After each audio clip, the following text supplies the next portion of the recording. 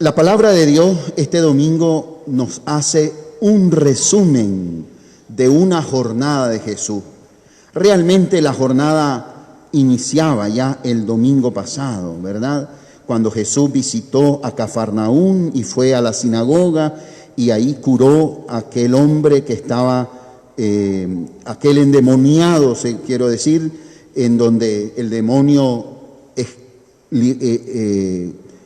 dominado por Jesús, ¿no? Y aquel hombre que estaba poseído por el demonio es liberado, comienza una nueva vida. Aquel hombre después va a querer seguir a Jesús y Jesús le va a decir, no, vete a tu casa con tu familia y cuéntales lo que Dios ha hecho contigo, ¿verdad? En la sinagoga. Por eso el evangelio de hoy comienza ubicando a Jesús en la sinagoga. Dice, al salir Jesús de la sinagoga. Yo creo que aquí hay ya una línea interesante para el mensaje de la palabra de Dios hoy. Hoy Jesús se mueve en varios espacios. El espacio religioso, la sinagoga. Salió de ahí y fue a la casa de Simón, donde estaba enferma la suegra de Simón. Va a un espacio íntimo, familiar, va a la casa. Pero más adelante el Evangelio dice que al atardecer, cuando se ponía el sol, le llevaron los enfermos, los poseídos por el demonio, y la gente se apiñó junto a la puerta. Uno se imagina la puerta de la casa, pero no, la puerta en el tiempo de Jesús era la entrada al pueblo. Recuerden que los pueblos generalmente estaban encerrados por muralla y había una puerta de entrada, la entrada principal. Ese lugar es un espacio público, un espacio donde se juntan todos, del espacio religioso al espacio familiar y ahora al espacio público. Pero sigue diciendo el Evangelio que de madrugada, cuando todavía estaba oscuro, Jesús se va en busca de un lugar solitario para orar.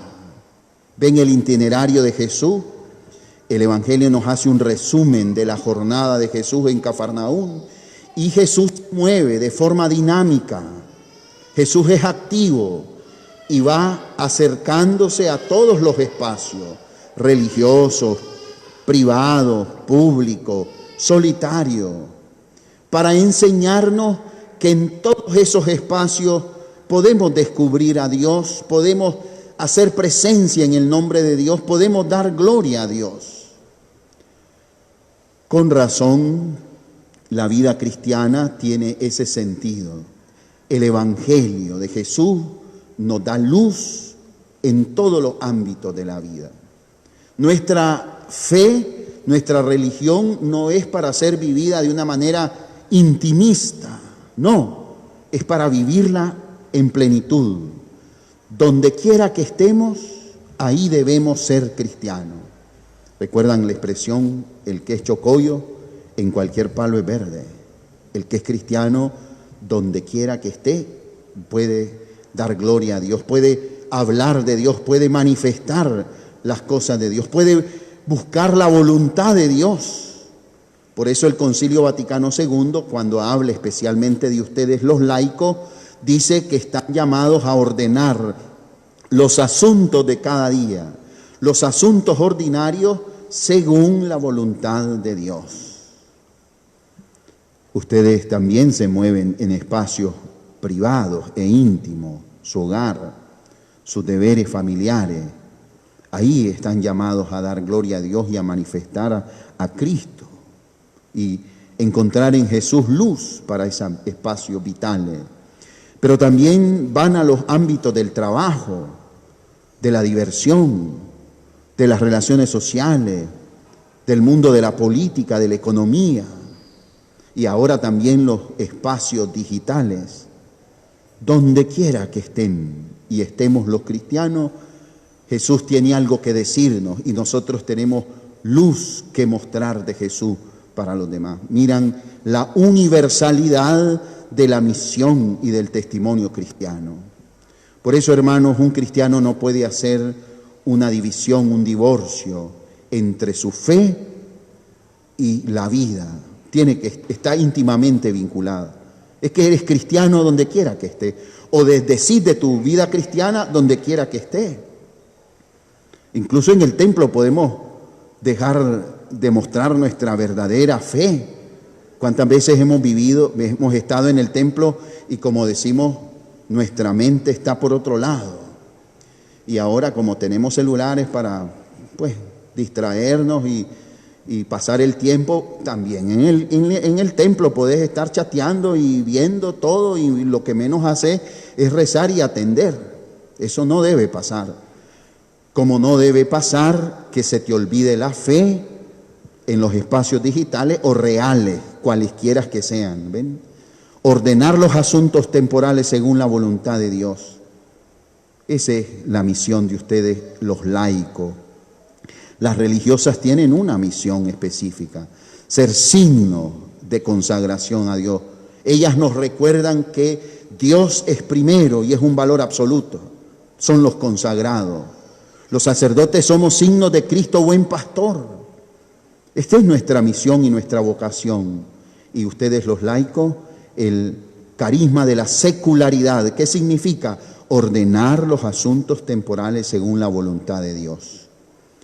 Jesús se mueve en todos esos espacios, pero tiene un estilo para moverse, un modus operandi, una manera de actuar. ¿Cuál es la manera de actuar? Que también nos ilustra y nos enseña.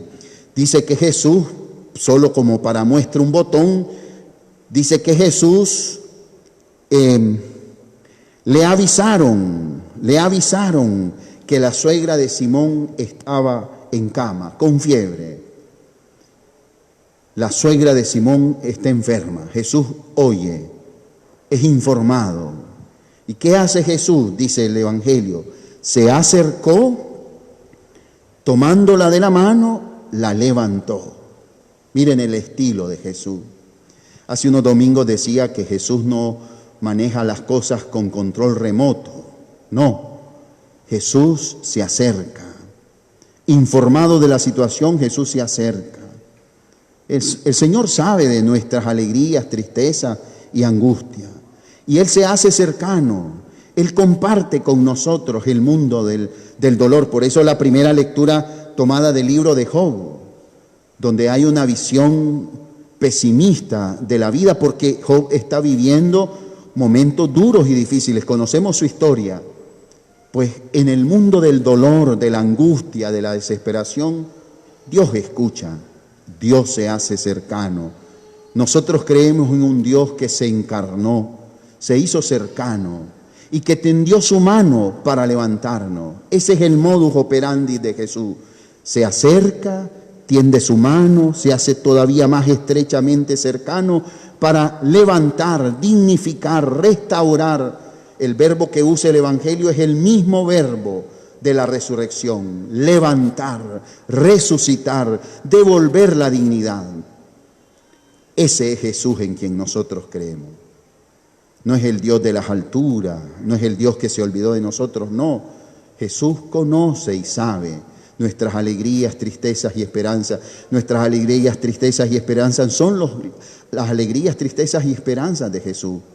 Y lo son de la Iglesia. También el Concilio Vaticano II comienza el documento sobre la misión de la Iglesia en el mundo de esa manera: Gaudium et Spes, gozos y esperanzas.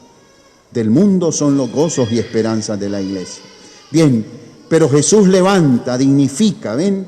Ese es el estilo de Jesús que yo creo que nos anima, pero también nos muestra una manera de hacerte presente ante el otro, especialmente en tu misión, porque recordemos que nos están describiendo un modo de hacer la misión de Jesús, una jornada de Jesús. Por tanto, ahí nosotros encontramos un ejemplo. Pienso en la familia. Los padres de familia, ¿cómo conocen los problemas de sus hijos? Sí, tal vez les llegó, la alarma se encendió en el colegio cuando les llamaron a la dirección. Es cierto que les puede ayudar el psicólogo, pero nunca se tendrá una ayuda más adecuada cuando el papá, la mamá, como cristianos además, hacen como Jesús. Conociendo el problema, se acercan, no solo para regañar, sino también para tender la mano, y al dar la mano para levantarlo, para ayudarle. Ese es el modus pedagógico de Jesús, que también es ejemplo para la familia. Y lo es para los cristianos y para la misión de la iglesia.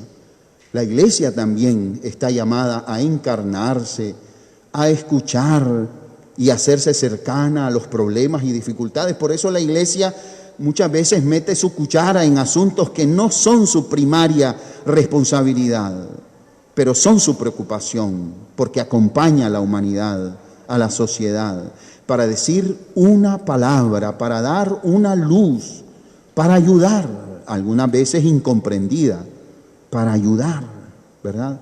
Porque comparte los gozos y esperanzas, las alegrías y las tristezas de los hombres y mujeres con los que hacemos el camino de la historia.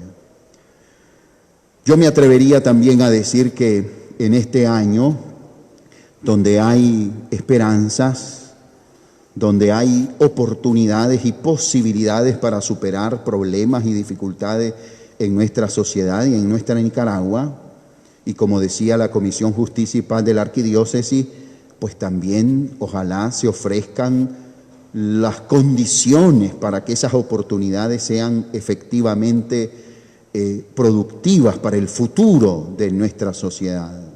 Pero yo diría también aquí que no solamente las autoridades tienen una gravísima responsabilidad, también la tienen aquellos que se denominan o son líderes en nuestra sociedad. Y yo les invitaría, ¿verdad? No sé si hay alguno, no sé si el doctor Estrada está metido en este mundo y el campo de la política electoral, pero yo les diría, miremos a Jesús, miren a Jesús, el estilo de Jesús. No es con teoría, discurso, no es con la entrevista en radio o en televisión que va a cambiar nuestra sociedad, e incluso no es de esa manera solo que las personas vamos a poner atención y apoyar. Nuestro pueblo, todos nosotros tenemos ese olfato, ese sensus politicus para saber quiénes de verdad tienen un discurso coherente, quiénes de verdad comparten con la generalidad de la población sus alegrías y sus expectativas. El pueblo nicaragüense no es tonto, el pueblo nicaragüense es experto en política y sabe discernir y olfatear dónde están los verdaderos liderazgos. Y los verdaderos liderazgos son como estos, al estilo de Jesús, que sabiendo del problema se acercan, toman de la mano y levantan. No se aprovechan, no manipulan, no, se acercan para ayudar, se acercan para compartir. Creo que ahí tenemos un criterio nosotros para discernir y valorar los verdaderos y auténticos liderazgos. Así es que ojalá que quienes tienen autoridad sepan de su gravísima responsabilidad, y quienes tienen liderazgo o quieren tenerlo, ojalá aprendan del estilo de Jesús. Y todos nosotros sepamos poner el termómetro adecuado. Así que creo pues que hoy la palabra es iluminadora, motivadora para nuestra vida cristiana. Ordenar los asuntos de cada día según la voluntad de Dios y al estilo de Jesús.